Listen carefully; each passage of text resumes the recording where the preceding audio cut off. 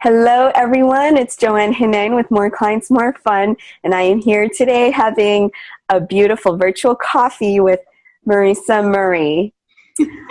How are you doing, Marissa? I'm great, Joanne. How are you? It's nice to see you. So good to see you again. So Marissa Murray, who is an executive coach and speaker, she coaches professionals to become indispensable members of their enterprise leadership team and is based in Montreal, Quebec, Canada, and has a very fascinating, rich, robust background in being a professional engineer, all the way to being a management consulting with Accenture, and now she has launched her own practice. And I am so excited to hear about all of the things that have unfolded since then. So love to hear, first of all, Marissa, at this point in time, you've accumulated so much, but who would you say now is your ideal client? Yeah, sure. Absolutely. Thanks, Joanne. Well, I work mostly with, I'd say, director and VP levels, senior leaders at generally large companies and a lot of technical companies, like a lot of in the aerospace industry, but I also have financial services and law firms. So a broad variety of clients. But all of them, I think my sweet spot and my ideal client are, number one, just super highly successful people that are really on the succession plan or in the leadership, are very well seen by their leadership. Their company invests in an executive coach to accelerate their development, which is really already, a real affirmation of how well they're doing. And generally, a lot of times they are taking on more and more responsibility and learning how to scale at a new level, learning how, like, they're bumping up sometimes against, how they're, how they've been able to perform in the past, the tactics that they've used to manage their team. With the teams growing and growing and growing, it just becomes, they need a new, maybe step change in terms of the way in which they execute their work. And the other thing that is often common about it is I usually work with people that are very content oriented. So they really know their stuff. They're really deep. They have deep expertise, but sometimes that deep expertise has kept them away from building some of the softer skills that are also incredibly important around the relationships that they build and the way in which they lead their teams. But I mean, the one thing that I think is so common is that they don't need a coach. Like, they're phenomenal people. They're just people that want to coach. To really accelerate their development. Mm-hmm.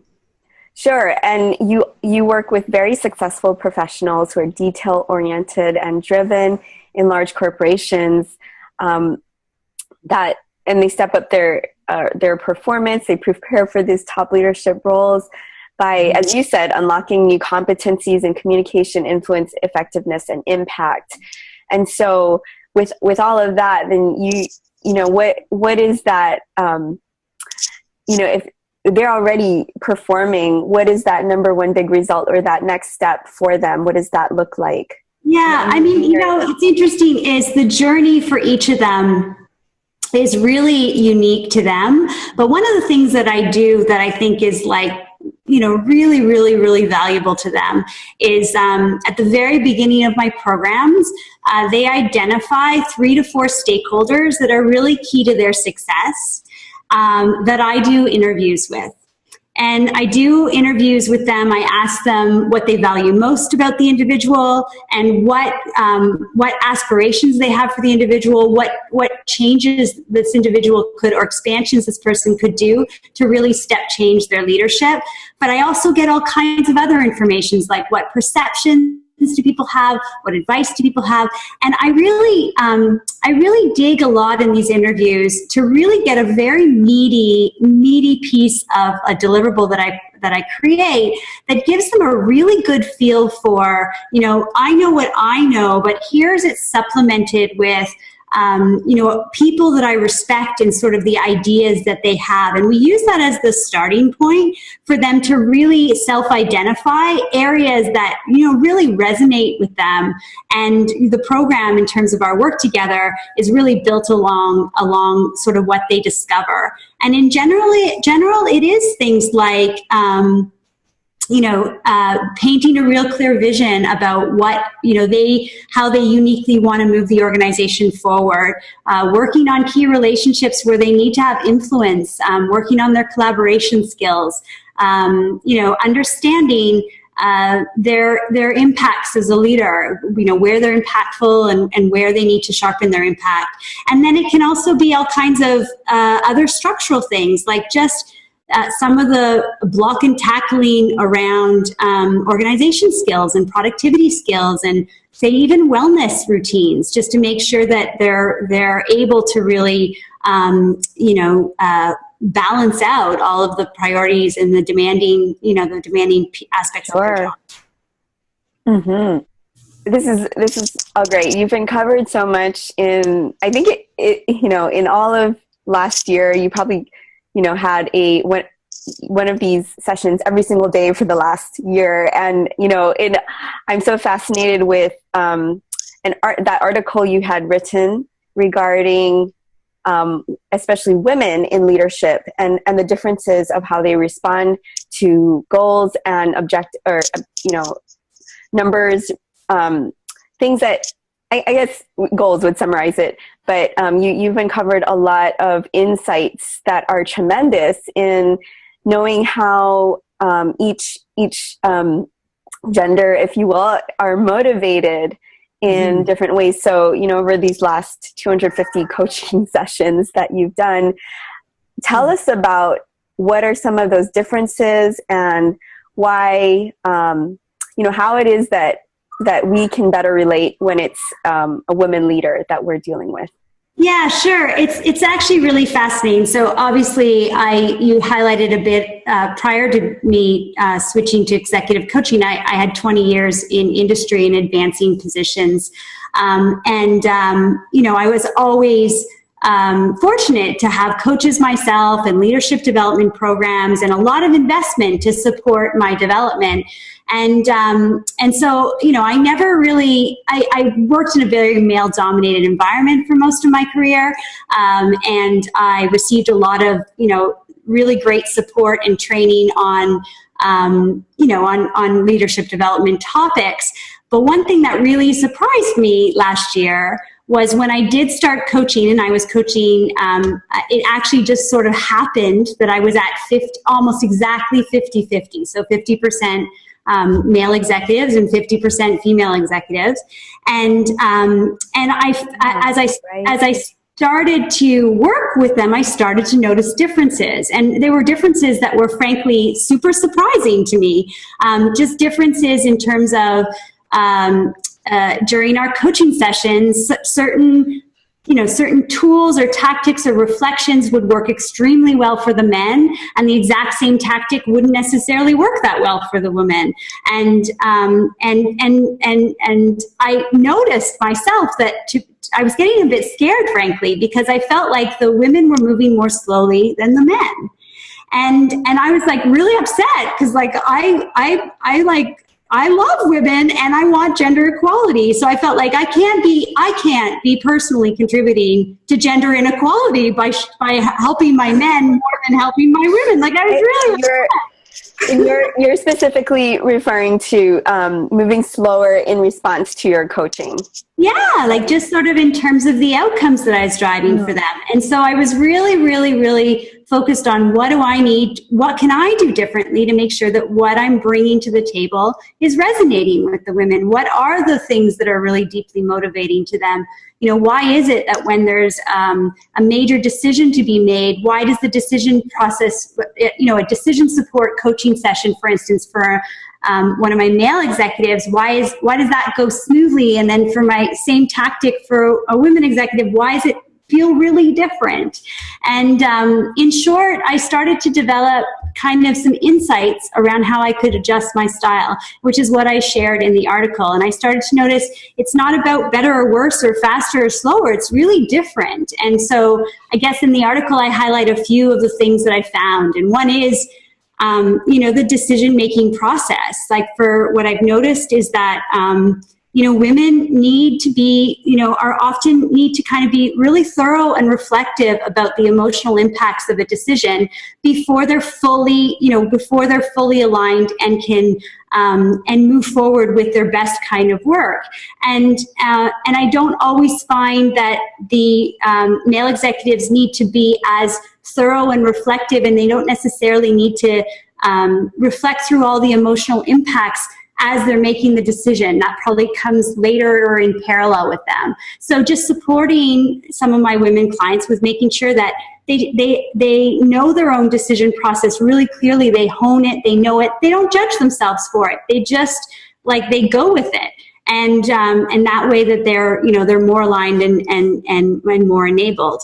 There's other examples around just goal setting. So, sometimes I'd come back with the stakeholder interview findings and I would present them to the, male executives. And the fact that other people wanted them to do stuff and hit certain targets was a good reason to do it. Whereas sometimes with the women, that was, the motivation for them needed to be very personalized. They wanted, they needed to know, what benefits they were going to be able to drive, how that was going to get them closer to their people, how that was going to be sustainable. It needed to be more holistic. It was just different, frankly. And there's real power in sort of, making sure we understand what our motivators are. And when we plan our goals, we populate them with all of these benefits that we want, because that's what's going to get us up in the morning doing our best work.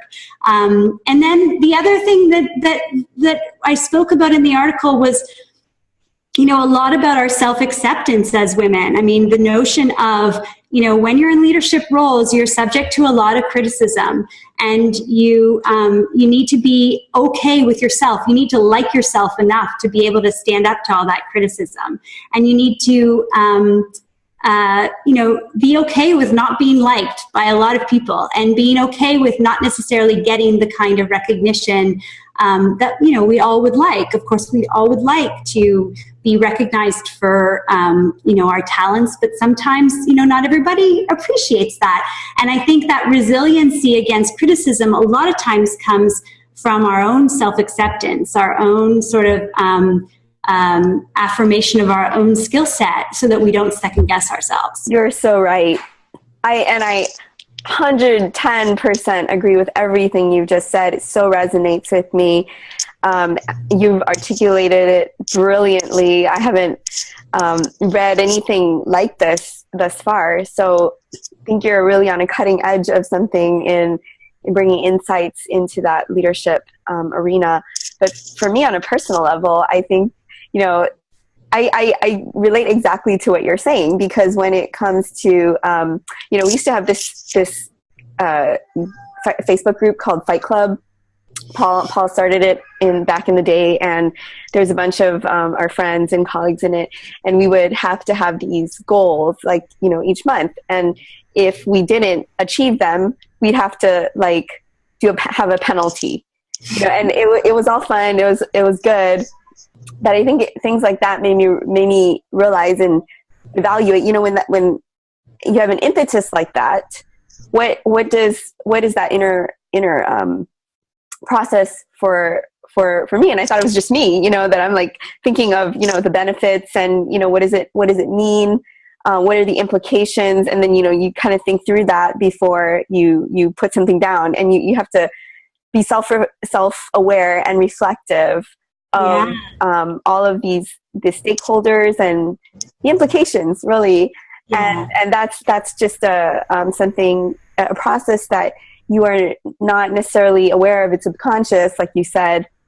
And then now that you put it in light of your article, it's very clear. And I'm going to post that link below this video, because I think there's great insights if for anyone that's in that leadership coaching or change management circle, whenever you're dealing with people, which most of us are, whenever you're dealing with a team, to be able to understand that dynamic going on, so that, like you said, it's not just about somebody moving faster, but it's about how somebody is processing a goal or an outcome. And knowing their own, like really, I mean, what really the secret sauce is when you kind of know your own recipe, right? So you sort of know, yes, I want this target, and yes, I want to be held accountable. There's nothing wrong with a Fight Club mentality where I want to be accountable to this number. But every day, my motivators are going to be driven by the meaningfulness of that goal.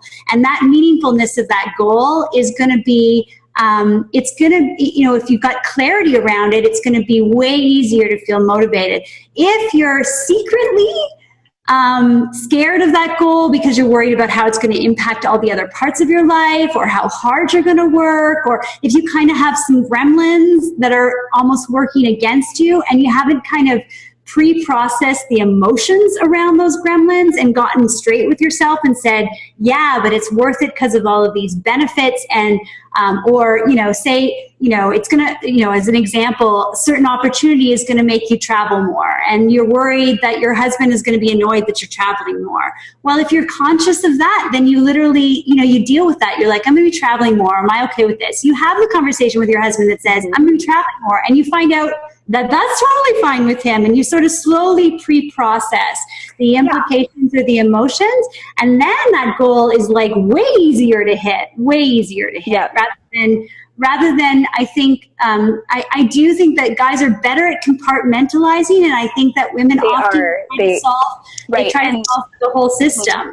And so we have to solve for the whole system. Yeah, we have to solve. Are you? You're so great. You're so great. Keep going. No, but we have to solve for the whole system. Knowing we're going to solve for the whole, we can't pretend we're going to compartmentalize, and that just frankly doesn't work for us, right? So that's a little bit about what I've been finding really, really, really fun. Isn't this interview like so revealing? It's so convicting. It's so convicting. Like you have to say, oh, yes, I totally do that, or that is so me. But and we have that stereotype of guys and gals, but we can't brush it off, because it actually affects the way we work together in environments. And Fight Club was amazing. It was hilarious, but then it's just about getting to know yourself after that. And I think what you said about being, you said something about how, you process the gremlins, and you become self-aware actually of what are your limiting beliefs. Yeah. And then you work that out, and some of it is perceived, some is real. So you can have a context for working that out instead of just being stuck for forever. Yeah, or not knowing why I'm moving so slowly, like not knowing why, and because sometimes people beat themselves up. They're like, I shouldn't feel this way, or I just don't know why I'm slowing down, or I don't, that's just a sign that there's some emotional impacts and reflectiveness that needs to proceed. Yeah, you just got to get that stuff done. Right. And I can totally relate to the, your background of being surrounded by males for some reason. And I'm like you, we've got the PE, the engineering background going on. We have been around a very male-dominated industry. And I've, for the most part, since I was like in my late teens, early 20s, in very primarily male teams. So here I am, like the only woman, and I'm young. I'm so young, and they were very respectful. But I just, I think in that industry of engineering and technical industries, you just become used to, dealing with that way of working, and it becomes like a normal thing, and it's the norm for you. So then so it's interesting, I think when I shifted into more gender diverse environments, it was like, I think I was second guessing myself, because I wasn't, I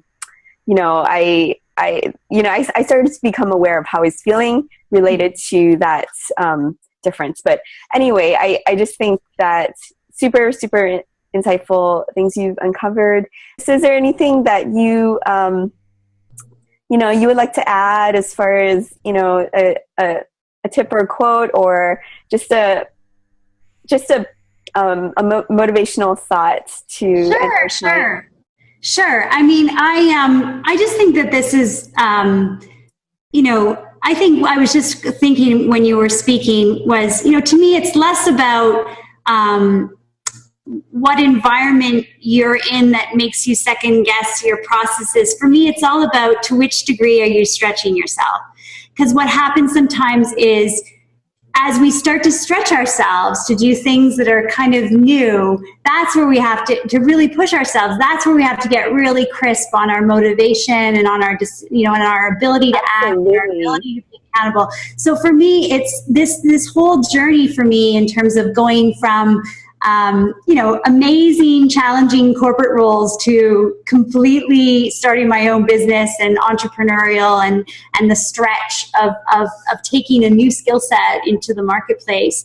All of those things have us bump up against our own blind spots, frankly, and it's an incredibly enriching journey. And I think that not only are we able as coaches to discover our own blind spots, we are finding, honing our ways to support our clients in breaking through, whatever limit they are facing. So, I guess my words of encouragement is to your community is obviously enjoy the richness of the journey, lean into the confusion.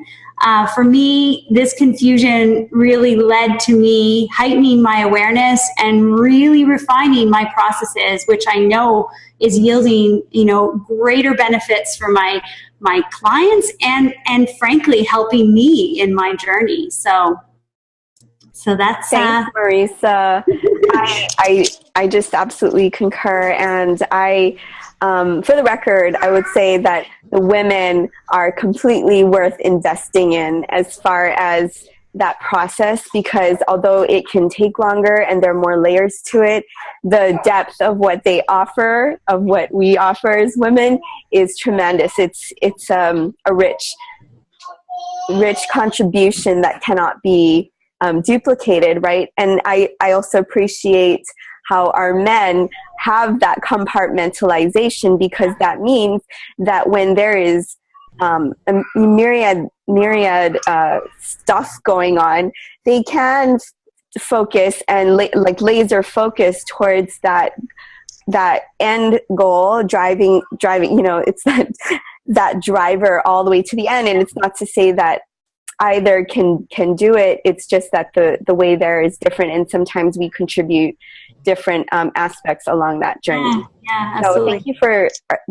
articulating all that, bringing this is I think it's very very much an innovative idea to consider and just be okay with, like you said, and not judge ourselves for, but cherish that journey and allow it to maximize the work that we do to bring out our best work. Yeah. So thanks so much for your time today, and we'll see you in the community, and I'll to catch you soon for another wine or virtual coffee. Thanks, Joanne. All right. Talk soon. Bye for now. Bye.